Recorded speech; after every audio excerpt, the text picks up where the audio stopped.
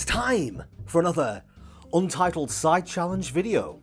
As you can see by this little table of curios in front of me, this particular challenge involves the strange items that we have lying around our houses, our homes, our flats. The challenge that I put forward to Karl, Nisha, Lucas and myself is to present the most unusual, the most weird or the most unique item that we have just lying around our homes. So you'll get to watch everybody put forward their submission for this challenge, and then at the end there'll be an opportunity to vote on who you think did the challenge the best. Just one little thing I forgot to mention when I was recording this first bit. Unlike the previous challenge we've done, there's actually a forfeit for the loser of this challenge. Whoever receives the least votes within 2 weeks of this video going live will be given some kind of object crafted by the winner that they have to display somewhere visible in their house. We've not set any limitations on what the object can be, and knowing our particular group, it probably won't be something nice. So the stakes are a bit higher for this one. Make your votes count. So, take it away, whoever I put after me in the edit.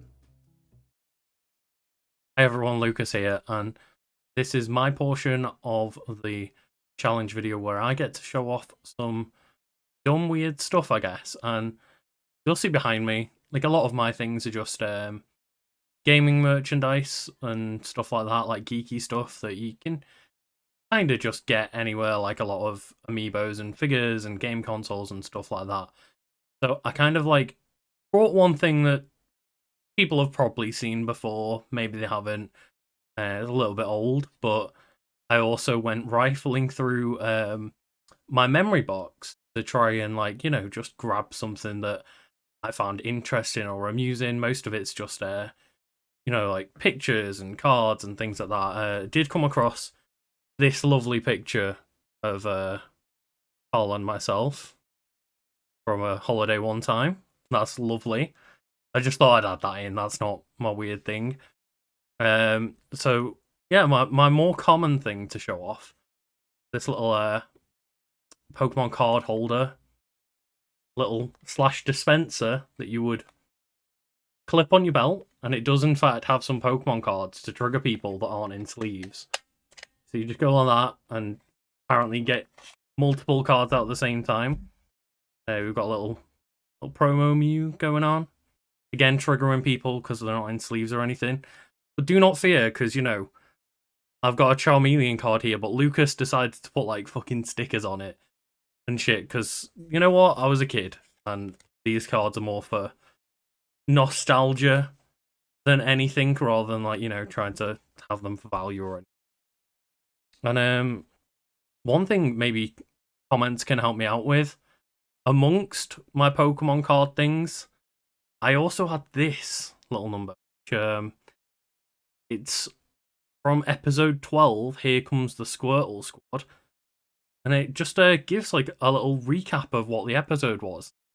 And I don't remember where this is from, so bear in mind, you know, I have, like, a memory like a sieve, so when I'm trying to do something like this, it's quite difficult, because I don't remember where a lot of the stuff came from. And yeah, just this little weird thing of, like, I have one of these, and I obviously had multiple of them as a kid, and I only saved the Squirtle Squad one, because, you know, Squirtle Squad's the best.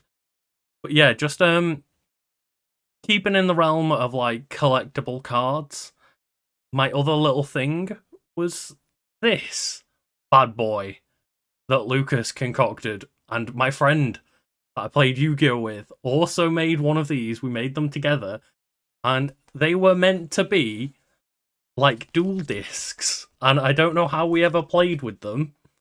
We made them out of little cereal boxes, and there was never anything, like, there was no adhesive to keep the cards on, nothing to stabilize them, just one key. Like, we didn't even have the right amount of spaces. We cut up, like, one of the little play mats. And yeah, that really tickled me, going back and seeing this bad boy made out of, like, a special game box from 20 years ago or whatever. And yeah, it's not particularly, you know, of value or anything like that, but I just thought it was a really funny little piece to have clung on to. And yeah, I just thought I'd show that off because I don't have anything particularly impressive or unique other than apparently dumb shit that my like maybe 10-year-old self made with a friend. So yeah, just weird DIY dual disc because Lucas couldn't afford a proper one when we were a kid. Hi, so I guess it's my turn to try and win this challenge of who owns the weirdest, almost unique object. And I think I've got this one in the bag because anyone out there who's watched a lot of the videos or follows me on social media knows that I adore collecting weird and wonderful things from around the world. In fact, the shelf right behind me is covered in them, and a few examples I've grabbed just to showcase the kind of things that I collect, just because I think they're funny. Some sand from the Dubai desert, which an artist has arranged to say the words Big Dick G 2018 on there. A token from one of the earliest McDonald's in the United States that you can trade, supposedly, for a Big Mac in any McDonald's restaurant on planet Earth. An officially branded Dragon Ball Swatch Watch collaboration that looks like Frieza's tail. Some Power Rangers playing cards that were signed by, I think, Herman Lee from Dragon Force signed one of the cards in here. Like all sorts of dumb stuff like that. But I think the one object I have that is the most unique and something I don't think anybody on Earth has is this painting, because it was made specifically for me. And if you can see the details in it, I'll hold it a little closer to the camera there so you can. That is Tobey Maguire Spider-Man stood in front of the Fact Fiend green screen holding a mug. If you look at the mug, you'll see that it says, "Hi, I'm Karl." Or it says, "I'm Karl" on there. And that's because that is this mug right here. Which, again, if you've followed Fact Fiend videos, you'll know this is my personal favourite mug. Bought for me 25 years ago now, I think, at this point, by my late grandfather. And it's one of the few things that I would be legitimately heartbroken if it ever got destroyed, because it's the only thing I ever had as a kid that had my name spelled correctly on it. And this painting was created by a friend of mine who was doing art, and they said, "Oh, I want to make you something to celebrate your channel doing well. Can you send me a picture of your mug? And also tell me what your favourite superhero is?" And I said, "Spider-Man, here's a picture of my mug." And they presented this to me a week or so later. And so I think I might win this one because literally nobody else on Earth has this. This is the only one. This is the only painting they ever did. They annoyingly didn't sign it. So if they ever become famous in the future, I can't sell it for a lot of money. Not that I ever would, because, you know, it means a lot to me. It's very personal. But yeah, top that one, guys. The criteria of this challenge was to bring forward the most unique or the most unusual thing that we own. And like pretty much everyone, I've got a load of random shit just scattered around my flat. So it's quite hard to pick specific things. So what I've done is I've picked something unique and I've picked something unusual. So for my most unique object, I've chosen this. So for anyone who doesn't know what this is a film reel, the kind that used to get delivered to cinemas to be projected onto the screen before they switched to digital. And this particular reel is for a trailer for a film from 2012 called The Raven. And the reason why I think this is unique is because why the fuck would anyone else want this? Like, the film The Raven wasn't popular, it had mixed reviews, I've never really heard of it aside from owning this object, and it's for the trailer, it's not even for the whole film, but also it's sealed, which means that it's never been opened, it's never been used. So you might be wondering, why do I have this? Like, where did this come from? So when I used to work at the cinema, the guy who used to work as the projectionist, he lost his job basically when the projectors became digital. So they gave him another job there, just working as one of the other staff. So he chucked a lot of stuff from his old job into his locker. And when he left, he went through his locker and he was like, I just happened to be there when he was going through his locker. And he said, "Do you want anything?" And I had a look and he had this, a film reel. So I was like, yeah, sure, that looks cool. I'll take that. So that's the reason why I own The Raven on a little reel. I don't know if it's worth anything. Like, I don't think it would be, because like I said, no one cares about the film. But I guess, like, you know, it's a piece of cinema history. The other object I've brought, which is down as my most unusual object, and it's not unusual because of what it is. It's unusual because of the context behind it. And that is this. This isn't an unusual object. It's a piñata head. No, people sell piñatas all the time. There's loads of these around the world. The thing is, this piñata head is over 10 years old. In that case, you'd assume, well, it must have some emotional significance to you, Brad. It doesn't. This thing means almost nothing to me. The reason why it's unusual is because I still have it. when I was in university, we got a pinata for someone's birthday and hit it. The sweets came out, and then I was left with this. And it wasn't even at my house. I don't know why I kept it. I actually can't remember why I kept it, because it holds no significance. Like, nothing particularly interesting happened when we were playing pinata with it. But I kept it, and every time I move house, for some reason, I don't throw it out. So this thing has moved with me 6 times, and it's moved across the country with me. And if anyone's wondering, it's got a name. It's called Shifty Joe. And I guess maybe naming it makes it more sentimental, but I don't know why I have it, which is why it's unusual. Like, I could throw this out and it wouldn't affect my life in any way, but for some reason, I just take it with me everywhere I go. I'm starting to wonder if it's cursed, and it's like, it's got a hold on me and it won't let itself be thrown out.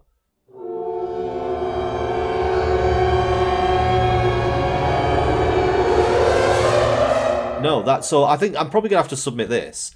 Like, it is literally a cheap, shitty cardboard pinata head. It's got a hole in the back of it. But for some reason, it's on display. Like, it's not even in storage. This sits on display in my flat all the time. Like, whenever you come over, this is out. And I don't know why I kept it, and I don't want to throw it out. Like, I look at it now and I'm like, I could easily throw this thing out, but I don't want to. So yeah, Shifty Joe is being submitted as Brad's submission for the most unusual, unique, whatever object. A random pinata head that, for some reason, I won't throw out. So, firstly, let me address the background.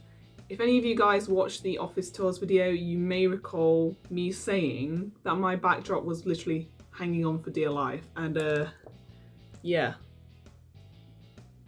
Oops. So for my unique object, I tried to pick one item, but because I'm so indecisive, I couldn't pick one item. To quickly explain the first one, me and Adam are avid collectors of pop vinyls, especially the Dragon Ball Z characters. A few months ago, Adam went to Lanzarote with the lads and came back with a present for me, which happened to be an extremely rare pop vinyl. I've never seen this pop vinyl anywhere else, so I think I got a good one here. But yeah, let me just show you.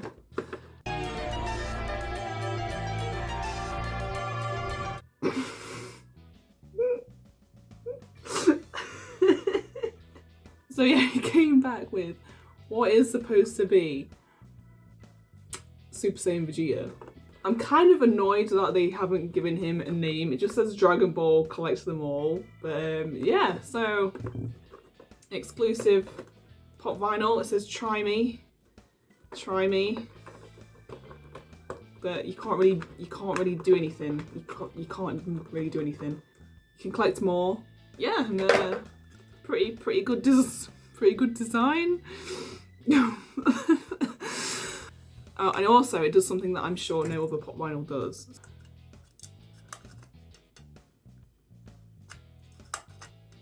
He has 3 faces. So yeah, this is so yeah. Anyway, quickly moving on to some more serious items. So this next item, I don't really know the backstory of it. I just think my grandparents gave it to me many years ago. It's the Queen Victoria sixpence, 1887, which is pretty cool. Like, I don't know if it's worth anything, but yeah, I've just kept a hold of that. And for this final item, I've mentioned it on a fact fiend video before, but it's the gift my friend made me for my 21st birthday. It's the sewn outline of Spyro. If anyone knows me, they know I love Spyro. It's a game that I loved when I was younger. So yeah. Hope you've enjoyed this segment.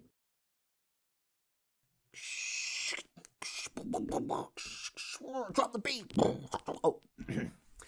Thank you for watching. So now it's time to vote for who you think achieved the criteria of the challenge the best. However, this vote is going to be a little bit different to the last ones. It's become quite difficult to count through the comments, and we need an actual poll. So, the vote is going to be available on our Patreon. Head over to the Patreon, support us if you'd like, and cast your vote for who you think completed the challenge the best. Who had the most interesting, strange, unique knick-knack lying around their house? My knees fucking kill from crouching behind this fake table. So, I'm a go. Cheers for watching.